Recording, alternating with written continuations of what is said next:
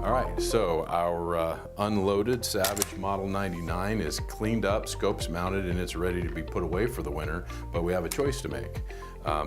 Do we slather it with oil, or do we wax it? And I wax my guns. I like it a lot better. It doesn't smell, it's not as messy, it doesn't attract dirt, and it makes it look better.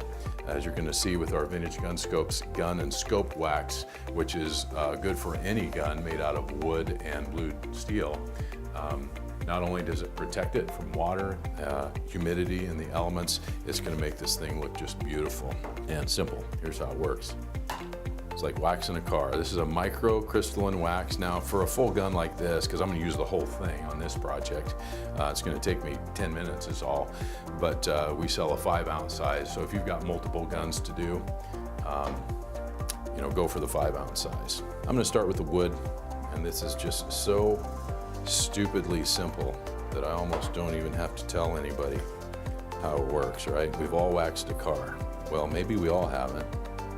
If you don't know popcorn can be made other than in a microwave, you may not have waxed your own car ever. All right, we're just gonna apply this. I'm gonna go ahead and just do half of this gun at a time, okay? And then we're gonna let that sit for just a few minutes, dry to a haze, just like it is on like you do on your car. All right, then we're just gonna circular motions. I'm gonna take that wax off. The cool thing about this wax, it's a microcrystalline wax that is pH balanced to be neutral. So it's not going to hurt anything that you put it on. It's not going to cause any type of a rust problem.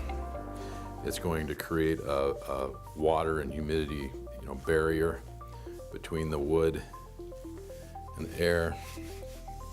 Same thing up here. I don't get too crazy about putting it in the checkering. Enough of it's going to get in there from when I move it around. And then if I do put it in the checkering, I would do it last when there's not so much. It doesn't matter, it's not gonna hurt anything. And it just takes a long time to get it rubbed out. Plus I don't like to rub on the checkering of a really fine condition old gun like this, because that hand checkering is nice and sharp when it's new. And it's a sign of age when that checkering gets worn down and smooth, and so I don't want to do anything that causes that. All right, my wood is shined up and waxed, and now I'm going to start on the metal parts. And when I say metal parts, I'm talking about any exterior metal. The scope, of course, whether it's a painted scope or in this case like this Weaver blued steel K4 and steel rings.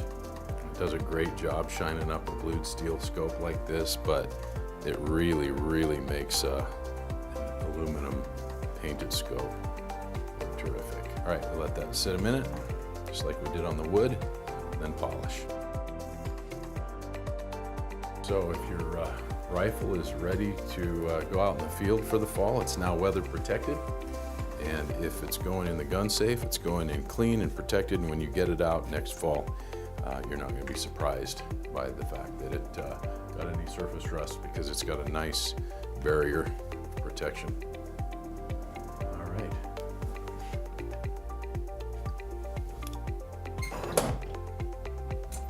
That's the Vintage Gun Scopes gun and scope wax.